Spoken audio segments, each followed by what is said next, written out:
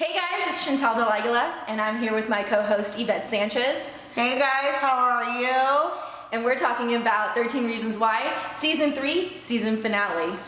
That was pretty intense. I don't really like how it ended. I actually kind of started to sympathize with Bryce, and I wish he would have stayed alive.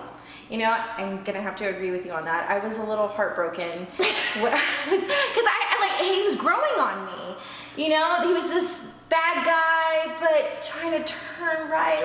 I think it just sucks because you saw that he was actually turning into a good guy. Not to say a good guy, but he was trying to change, and unfortunately that was stripped from him. The writers killed him off, and I think they should have done something completely different. I don't think he should have been dead. I think they need to stop killing people in the show.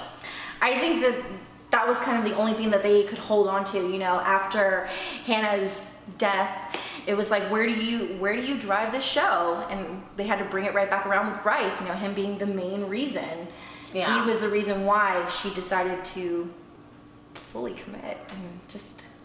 I mean, I know. I think there was a lot of missteps in this season. Like, I liked it, but I feel like they let the ball drop on a lot of things, just like how Jessica, you know, put all boys athletes under rapists and that kind of stuff. Well, okay, let's just talk a little bit about Jessica. I mean, in this season, she's kind of just trying to figure out where she's at after, you know, the incident that happened with her and Bryce, and trying to regain, you know, her sexuality. Exactly. And then she goes back to Justin. And then you have this scene where she's like, okay, yeah, like we're gonna just nix all sports and they're bad, and every football player and athlete is, you know, they're all like this. But then you're dating one of the top jocks at the school. Exactly. Like, she really contradicted herself. And I mean, with how it ended, I mean, like I said, I really didn't like it. But you know what? I guess that's why it was kind of left with a cliffhanger for season 4, even though I don't know if it's confirmed or denied yet. I think it was confirmed. But he approached Ani, and he's like, that's not how it happened. Okay, let's talk a little bit about the cliffhanger. Spoiler alert ahead. Sorry for everybody who hasn't seen it. Alex and Jessica. Did you see that coming? Like, I did not. First of all, Alex, I would have never guessed. Ever. I see why though. I see why, because he was so in love with Jessica, and he still is, and I think you can see that, and I think since he was still so in love with her, he was gonna do anything and everything to hurt the man who hurt her, who ultimately ruined their relationship because she couldn't open up in the relationship, and then she ended up going back to the man who let her get raped by the quote-unquote monster.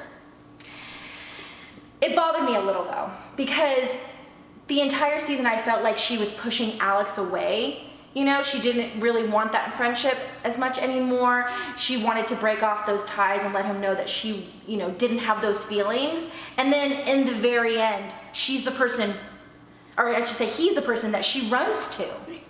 But then now we understand why, leading up to it, she was so apprehensive of being around him. She didn't want to get caught. Well, was he her trigger? Like, I don't know. He was the one. That was it. I don't know. But to move on from that in the episode, let's talk a little bit about Monty. I hated Monty, but then I felt bad. I don't think anybody liked Monty. I felt bad that he died, and I felt bad that they blamed it on him. I don't think it was fair. But, I don't know. I mean, there's really not much I could say about Monty. He came from a typical Latin family, machismo, can't be gay. Dad was abusive. He suffered the repercussions. There's a lot of guys in high school who are gay and they'll have sex with a man, and then they say, hey, I'm not gay, because they don't know how to accept it or be it. So I think he was very spot on, but from the beginning I hated Monty, even though he's a cute actor, but it's pretty much it. Yeah, I mean, I hate to say this, but I sympathized a little bit. Of course, the scene where he's in prison and his father comes. Yeah, because you're human. Exactly. Well, I think anybody would, of course. Right. And it really affected me. It was a little hard to watch that because you could tell that his father was just kind of his last hope. Yeah. And he was hoping that would be the one person who would have his back. In the end, he was left with nobody. I mean, that was it. He was in prison. His life was over. Everything was stripped away from him. Now, I don't feel bad that all of those were stripped away because of what he did to Tyler the season before. I mean, that was an intense scene.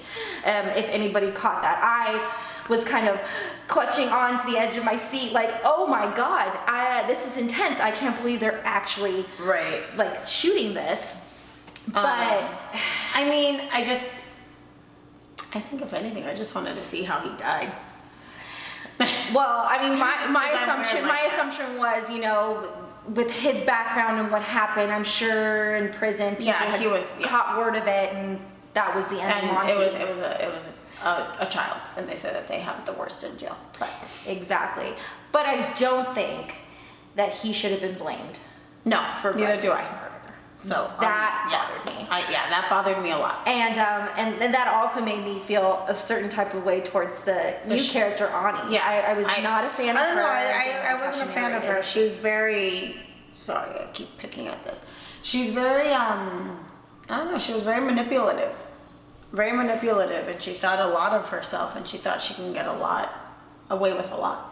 Yeah, I mean, I'm looking forward to the new season because now I believe she's going to be one of the more important characters. Right. Since she ended the season being the main person, you know, that completely put this story together. Yeah. So it's interesting to see because, you know, she's going to be with Clay, and Clay's kind of been the narrator this entire time. And Clay's annoying. The two of them. Well, you know, I think after season one, we're done with Clay, we're good. Well, maybe they will be done with Clay, and maybe they'll just move on to Ani, and the show will kind of like take a turnaround. But it's going to be interesting to see where it goes. I can't wait to see it. Neither can I. I'm excited. So definitely tune in for 13 Reasons Why season 4 whenever they decide to announce that. Again, my name's Shyntel Del Aguila, and I'm here with Yvette